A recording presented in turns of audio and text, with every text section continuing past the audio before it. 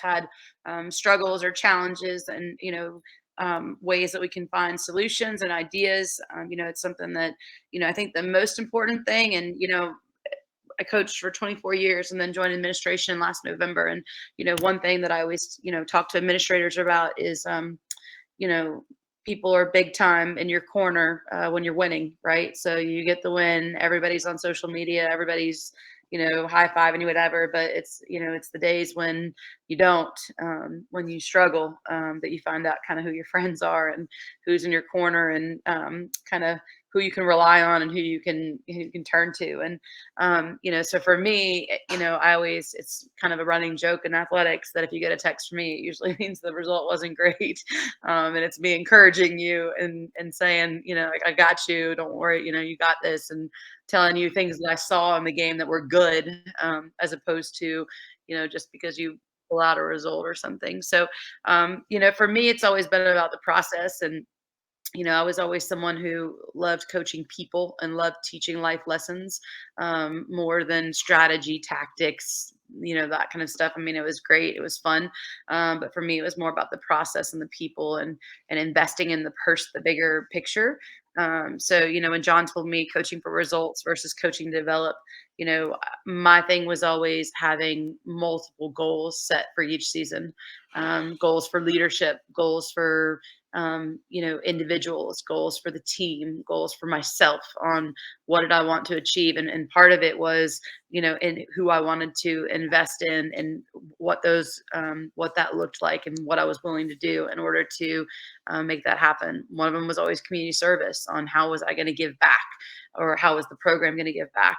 And I think when you start kind of putting that model together of looking at it like a plate instead of just a calendar, on how am I filling my plate, what does that look like, what does the team see on our plates, I think it helps them.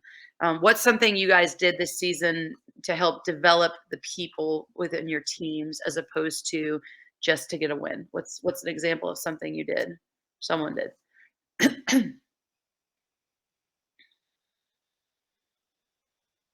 Come on, Lane. I got two things. All right, go ahead, Dave. All right, so one of them was we had some free clinics, uh, U7, U10, and I had our players uh, volunteer. I kind of asked them to do it. So I had all the 18, 19-year-old girls basically run two sessions with our free rec clinics. So kind of give them an insight of giving back to the community.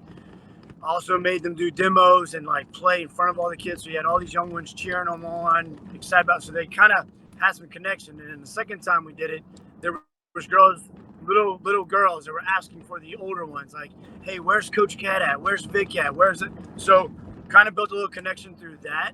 Um, and then another thing we do that I do to kind of a goal for my teams is I keep track of wins, and I keep track of wins on an Excel sheet. And that's really kind of have a game within every session, and for players to kind of keep track. But also that's a way for me to try to instill some competitiveness um, in the girls, and also trying to help build that competitive atmosphere in my training session. So those are two things that I did that are outside of like we want to win every game. Yeah, I think that's awesome. And I think it helps the kids when, one of the things is, how do you make sure they have fun when you do those clinics with the little kids, and they're in charge, and it's their voice and their games, and, they get to decide what they're going to do, and they get to enjoy that moment with the kids chanting their names and all that. Like, there's nothing better than remembering what it's like. Do you guys watch Ted Lasso? Is anybody watch Ted Lasso fan? Yes. So, on one of them, Isaac, they take Isaac back to play street soccer with just a group of guys, a group of people, and just getting back to the fun of it. Not to the grind of the training and expectation and outcome, but it's so real, and everything we do on that, everything is scored, everything is intentional, everything is measured. We have GPS devices that track our players to that are supposed to take care of them, but it's also, we're measuring every single thing. And Dave, I love that competitive spirit on, something we always did was called the Mountaineer games. I took it from Mississippi State, where we did the Bulldog games, and it was literally once a week we would throw in a 10-minute game, something. I mean, it could be technical ladders, like something ridiculously, silly, but we would keep score and we would have them in smaller teams in order to do that. And it kept, they wouldn't know, and they'd come out to practice and we'd be like, all right, it's a Mountaineer Games Day, and they would all go crazy. Like so excited. And it was like, 6 minutes of practice, but all of a sudden it was like probably the most competitive 6 minutes. And it just, we would mix up what it was so that, people could win on different days. Sometimes it was athleticism, sometimes it was technical. Sometimes it was just thinking outside the box. Sometimes it was, like soccer tennis, something that simple on, what does this look like? So I love it. Anybody else have anything feedback from the season on stuff they did?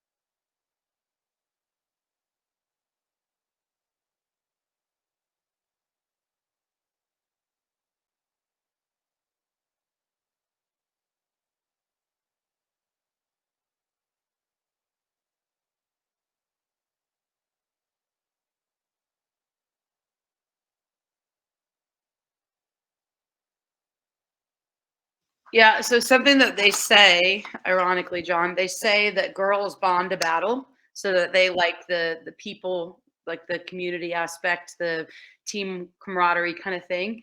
And that they bond in order to go into battle, whereas guys battle to bond, and that a lot of the relationship stuff happens out on the field, big moments, big tackles, and that they kind of they bond, that their process happens more inside the lines, whereas girls are outside the lines. And that's something like with psychology, like sports psychology, that's something that they say a lot.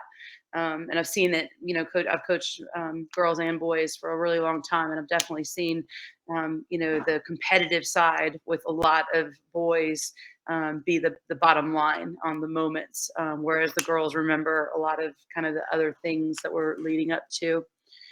Um, what about making sure your players had fun? Did anybody do anything else to make sure that their team had fun, including yourself? Like sometimes you get into a rut and you're not looking forward to it. Like, did anybody do anything a little bit different to make sure that it was a fun session or a fun moment or a fun warm up or anything?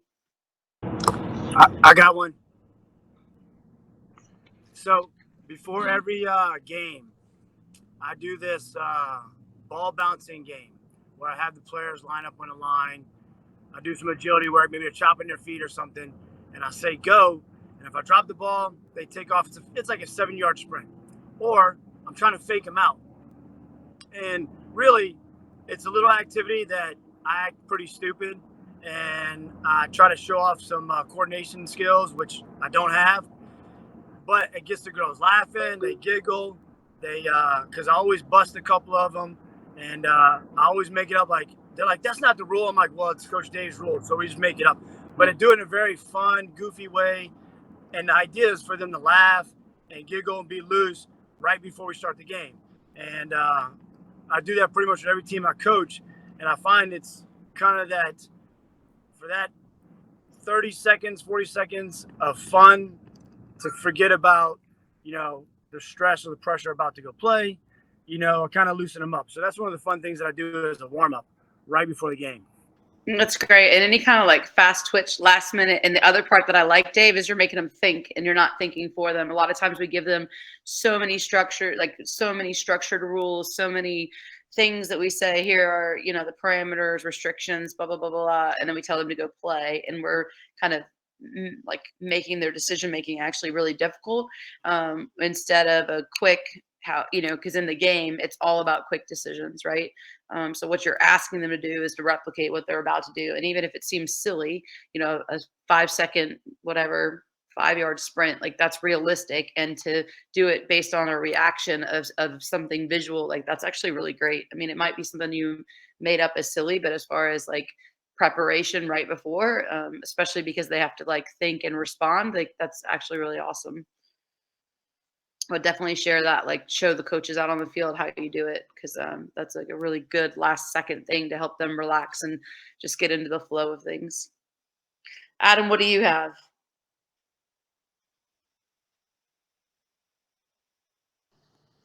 All right, can you hear me? Can y'all hear me? All right, perfect. So, typically, I like to start most of my training sessions with some kind of game, whether it be like in the grid game where they're holding the ball in one hand and they have to try to knock it out, or a relay of some sort where it's involving uh, different techniques from the game, whether throw-ins or whatever it is. I like to just start off with something like that, just to get the juices flowing, get everybody kind of engaged and lively. Because most of when players get to practice, depending on what certain teams, you've got to kind of get their attention. And the best, on my girl side for sure, they show up and they kind of just on their phones or whatever. And I'm like, let's get in and let's do something. So that I like to start with something fun, get their attention, and then that way we're ready to go. Nice. Shane, when I saw the bulldog thing, it reminded me, when I was growing up, I worked for Soccer Academy, and it was John Ellis's group, and it was like mostly British coaches. And we played this game, and Adam, it just what you're saying. It was almost like Sharks and Minnows, only it was called British Bulldog, and it was like full body contact Sharks and Minnows. Like people would have to run by if someone was in the middle. You would physically tackle them. You had to pick them up in the air and say British Bulldog 1, 2, 3. I mean, I've been holding kids by their ankles, like holding them in the air. And if you did, they joined the middle. But it was all, I mean, it probably wouldn't be allowed today. But just a really fun, loose, like Adam said, way to make them laugh, way to get them, kind of give them a little bit of parameters, and then let them go. So what about when your kids are stressed? How do you guys handle that? So obviously there's a lot of research now, a lot of stuff on mental health and on anxiety and triggers, and kind of how to manage and how to recognize. But have you guys had any issues, and have you tried any solutions to help manage some of your players? So one thing that I've always done is just to remind the players how fortunate they are to be in the exact situation that they're in, no matter if it's going our way or not. Just to let them know how blessed we are to be able to play, to be able to be out there competing with one another, and that no matter what's going on in that moment, that there's so much more to it than what they're seeing, and really just kind of take the stress off of them from that standpoint, that it's not the big picture that they're looking at. And a lot of times whenever I've brought that up, you can kind of notice a little bit of perspective sinking in, and a lot of times it just kind of diverts their attention instead of from the here and now to the big picture, and it takes some of the stress away.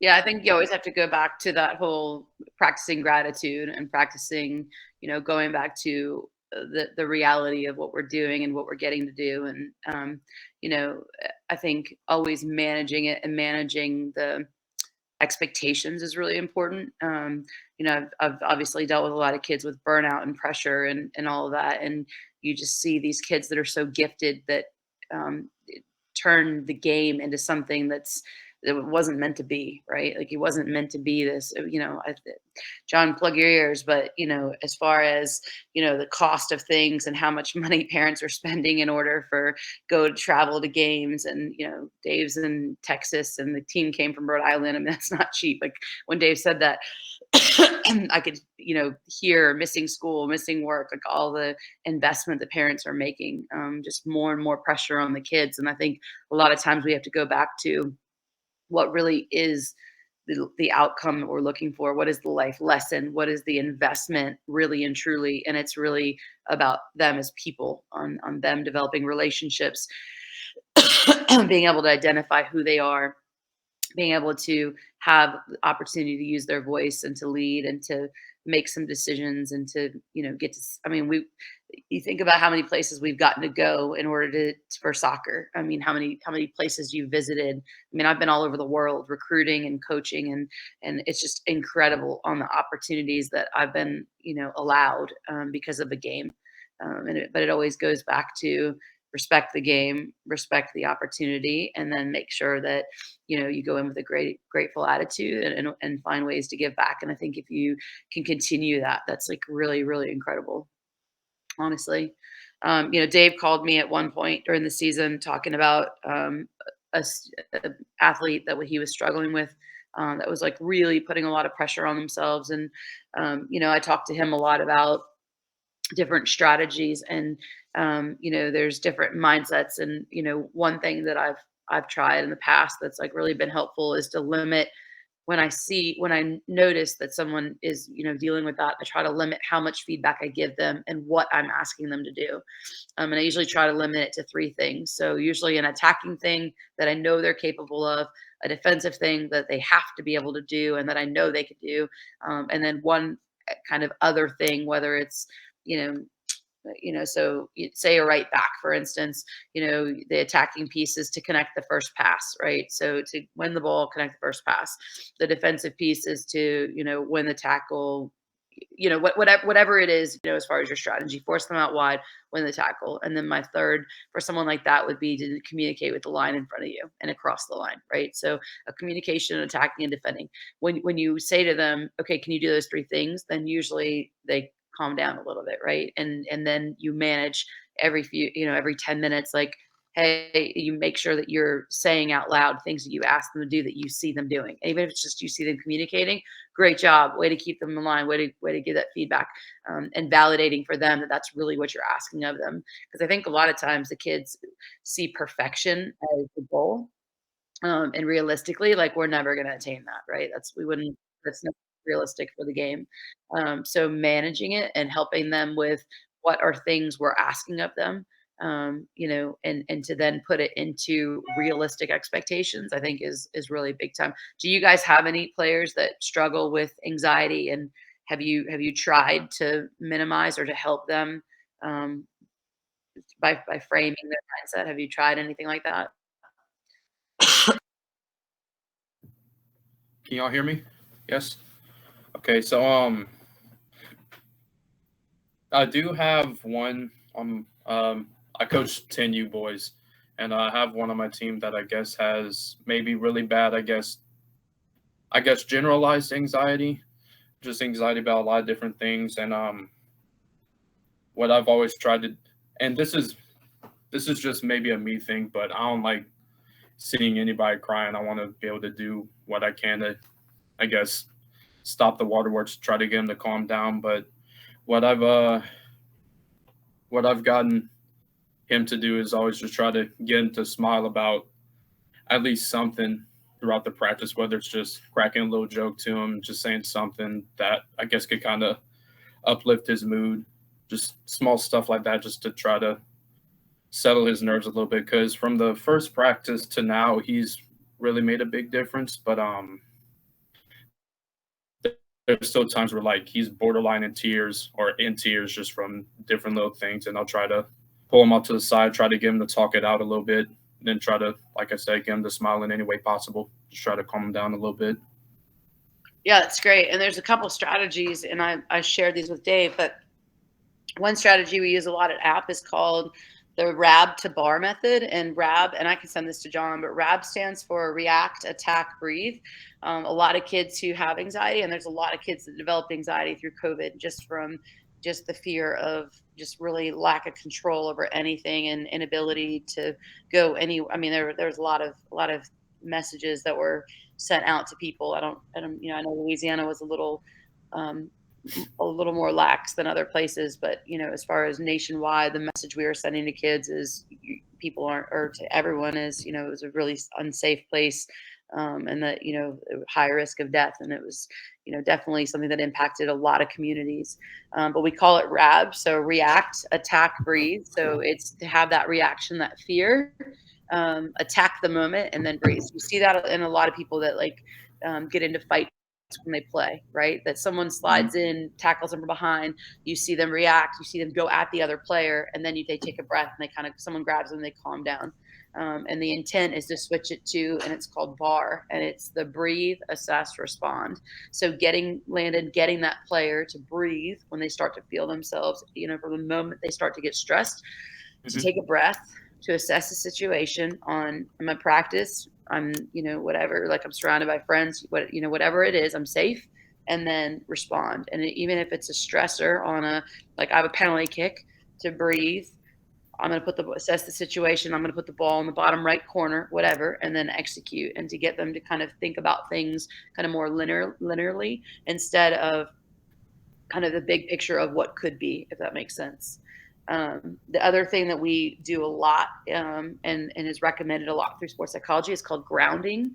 And it's really big for anxiety. And grounding is you try to, as quickly as possible, and it's something that you'll see, and I'll give you the baseball pitcher example, but 5 things you can see. So you're scanning quickly to kind of help your senses kind of reset your brain. So you're scanning for 5 things you can see. Out on a soccer field, you can see a million things, but it's getting your brain to start thinking about what you see and not what you're hearing. 4 things that you can hear. So you start listening for birds, you start listening whistles, like all these, right? And you do it fast. And then they say 3 things you can touch. You can touch the grass.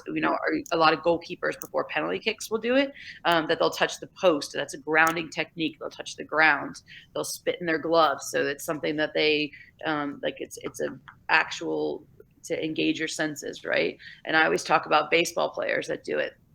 You see a baseball player on a mound and they have probably 2 bad pitches, and you'll see them stop and they'll go and they'll grab the dirt. They'll lick their fingers. They'll grab the dirt, spin the ball. Everyone thinks it's just because of whatever. It's grounding. So it's literally them touching the earth. It's them touching the ball. It's them feeling the spit on their fingers. It's a sports psychology technique that a lot of people use, but it's something that I think is so effective in soccer because you can do it anywhere on the field. You don't have to have the ball goes out of play, on for a quick throw in. You can ground yourself quickly by scanning, and it's something that, especially if you have someone that gets overwhelmed, saying to them, what do you see? What do you hear? What can you touch? Really fast, and get them to say that in their own brain. What do I see? What do I hear? What can I touch? And a lot of times they can even touch their own hand. You'll see kids that slap their leg. You'll see kids that touch the ground. And it's a quick way to help reset your brain, but you re-engage your senses and it overrides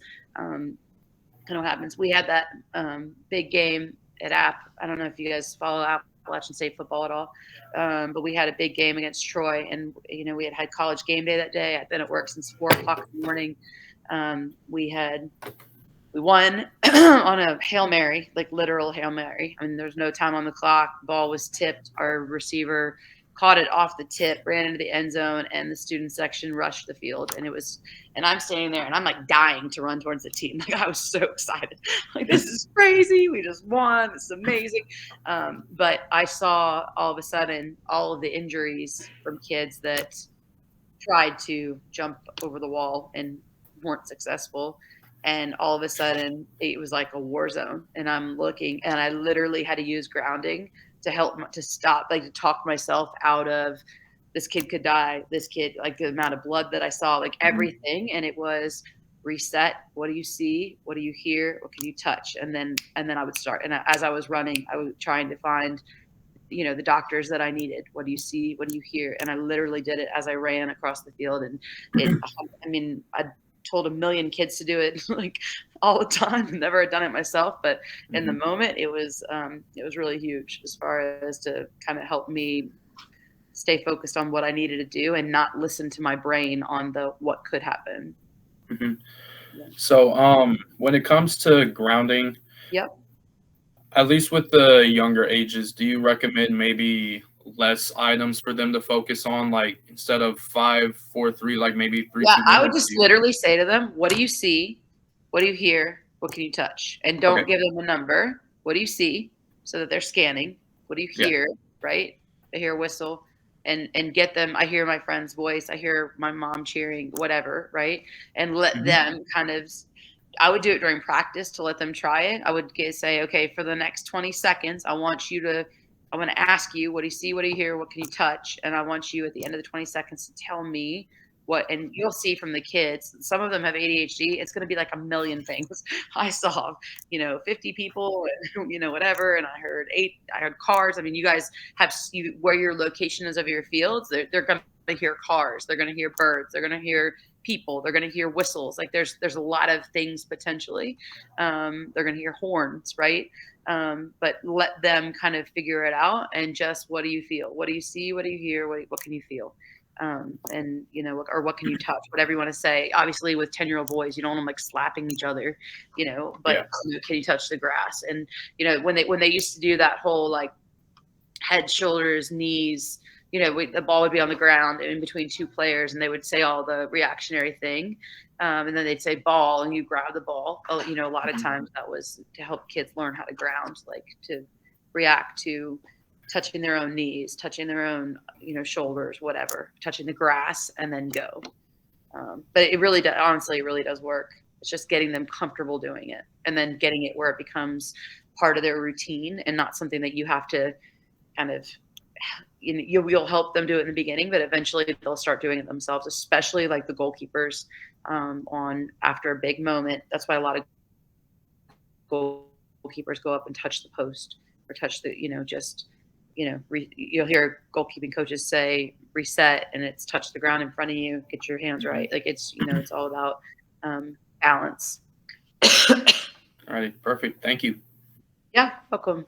Anybody else have any other examples of things that were difficult or challenges?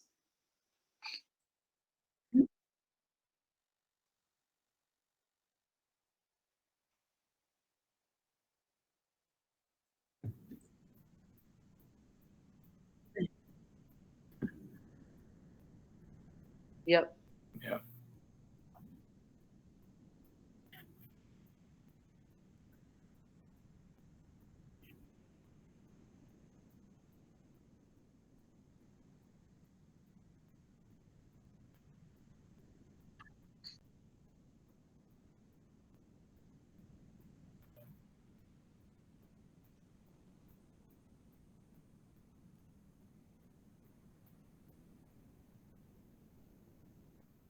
I mean, so I would say when he arrives in, and John, he needs a routine, right? So he needs a routine of where his ball goes, where his bag goes, where his water bottle goes. Like usually those kids are pretty structured. So provide that for him. This is the deal. This is where it goes, right? And then your job is to get your ball out of your bag, and you're going to start juggling. And a lot of times giving them kind of time to unpack themselves, kind of whatever, and we never know what went on in the car between wherever they left to get to the field. We don't know if it was a positive experience. We don't know what the parents were talking about. We don't know what the pressures are.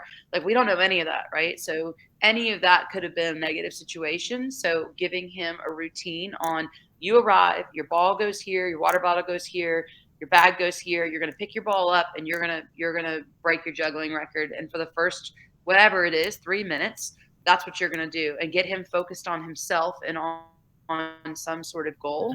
And it's you're going to break a record, and it doesn't matter. The ball can bounce and you can start again and we can go. But by the end of the 4 minutes, tell me where you're at, right? At the end of the 4 minutes. And that's when, as a touch point, at the end of 4 minutes, you tell me where you're at. That gives you 4 minutes to say hello to other kids. Okay. So you guys are going to have to create boundaries and really insert them to have, because that kid clearly wants some attention too.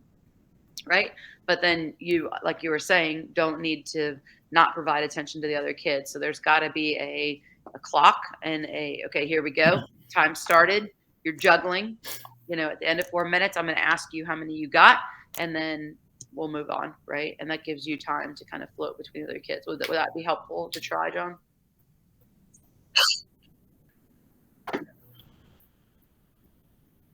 Yeah.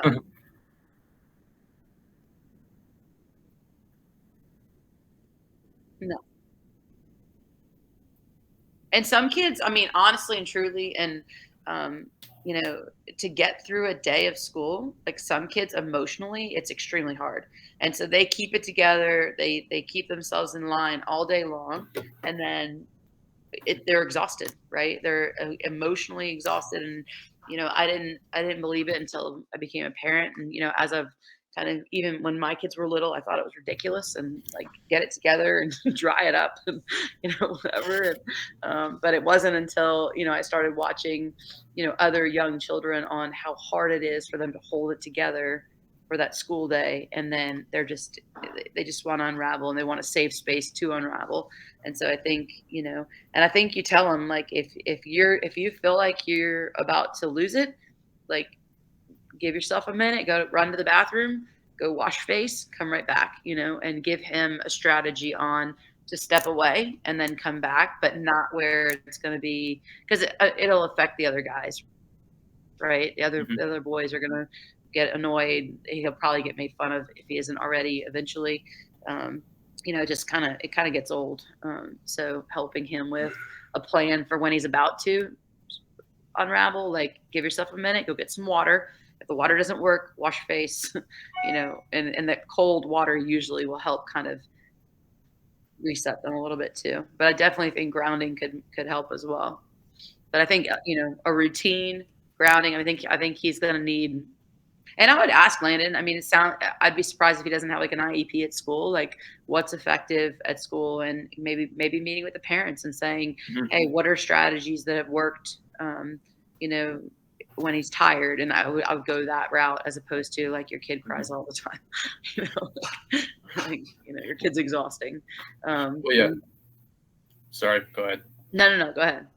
I was gonna say I do somewhat know their family at least a little bit personally as well, because they're the boy that's on my team that has the bad anxiety. He goes to the school that my mother works at, and she knows the parents, and that's kind of how I got to know them a little bit better. But I was gonna say I could always reach out to them maybe during the off season, or even during the spring, try to see maybe what's worked Yeah. with them, maybe for school or at home, stuff like that. Yep. And he might need additional water breaks. Like when you say an IEP, there's all kinds of things that you can. It's an educational plan, right? So it's an individualized educational plan. Like anybody can have those, and we can put those in place at soccer too, especially if it means that the kid finds success. And it's like Shane said, big picture, right? Who do we want them to be as people, and how do we view them? How do we want other teammates to view them? We definitely don't want it to be other teammates and people getting frustrated, and and they're already frustrated with themselves. Like it's not a very comfortable way. We want it to be a good experience. Hmm. So, any other examples or stressors? The other thing I would say is to always make sure you guys are checking on each other. I told John and Dave, when it gets into kind of the routine of the season and we're all going from game to game, and especially at tournaments and stuff, like it's exhausting. So really checking in on each other on how are you doing, how's it going, do you need any help? And it's not necessarily to cover a game or cover a practice or whatever. Sometimes it's just having coffee and listening, right? On you know I have this kid, or I have a situation, or we're about to play this team that we've struggled with every time, and kind of talking through what the plan is. Like just having someone like physically present can really go a long way, and you guys can do that for each other too. And it just helps really, build the staff and the morale of the staff when you know that someone like truly is there for you. So any other challenges or concerns or anything? Nothing, Lane? I just I keep thinking of this player from our last tournament, and I don't know if it's necessarily a challenge, but it was just kind of funny. He fouled a kid in the game. Like my player fouled another kid, basically like elbowed him in the back of the head. And he instantly starts bawling, crying on the field. Wait, your player cried because he fouled another player? Yes, and the referee blew the whistle on him. I have 10 boys, and basically I was just like, hey man, like we got a few minutes left. It's okay. Like I'm glad you tried to tackle strong. We gotta deal with it. It's okay. And he was just like, Coach, I didn't mean to. He was crying. I was like, hey buddy, like it's all right. Like I want to see you finish out the game. Yeah. And he finished. It took me saying that like 4 times for him to kind of wipe the tears and be okay. But that's what I was just kind of thinking of with some of this stuff, because it was funny that just the referee blowing the whistle got to him. I mean, it's these kids like so desperately want to be perfect and do the right thing. And, I mean, I remember the first time one of my players got a yellow card, and she was a college player, and she cried and cried. And I was like, it really wasn't even that bad of a foul. Like, you're going to be okay, but it was just the doing the wrong thing and potentially hurting someone. And someone else's disappointment. And I think, Lane, you handled it well by affirming them, and it's part of the game. And it's why we have officials, just to keep everybody safe. And, it's, and sometimes, although you didn't mean to, like every now and then we may mean to foul. Like, it might be something that we have to do in order to, for a tactical advantage. And that's not going to be your character. It's just, part of the match and part of the game. And I think, you have a great opportunity to talk about sportsmanship and a great opportunity to talk about, other teammates supporting him and, having his back. And I always ask players, and I always ask people, what would you say if it was one of your teammates? Can you be as good of a teammate to yourself as you are to others? So what would you say if it was one of your teammates? Would you tell him that's the worst thing you've ever seen and he should be kicked off the field? Or would you say, like, you got it, next one? And usually the kids will admit that they'll show a little more grace for their teammate than they would for themselves, and try to get them to frame it that way, and to provide that grace for themselves, even just for a minute. So. All right. Any other challenges or anything? Anything we can help with? No? Okay. Well, John and Dave have my number. If you guys ever need anything, you're welcome to reach out to me. Can call or Zoom, or what is this called, John? Google Meet? Okay. Okay. Yeah. So if you guys have any challenges or struggles, or things aren't going well, you're always welcome to reach out. Definitely a resource, and can help you with some ideas and some strategies. And would love feedback on if any of these things work, if you guys end up using with your teams. So, but appreciate you guys taking the time to get on the call tonight. And as always, just let me know.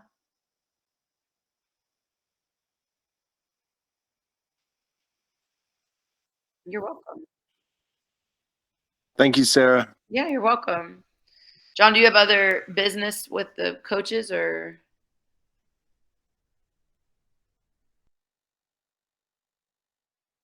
Okay.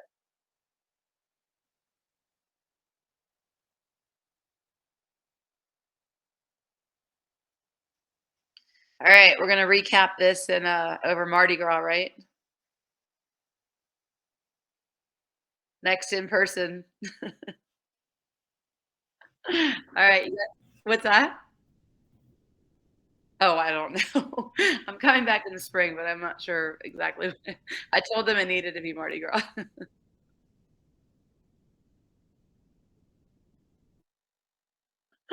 Be fun. All right. Well, you guys have a great week. Let me know if you need anything. And like I said, John's got my number if you need it, and so does Dave. Okay. Thank All you. right. Stay well, y'all.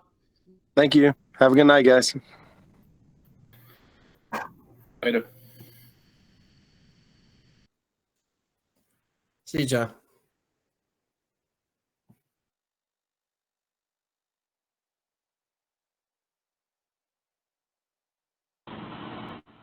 Dude, it's over.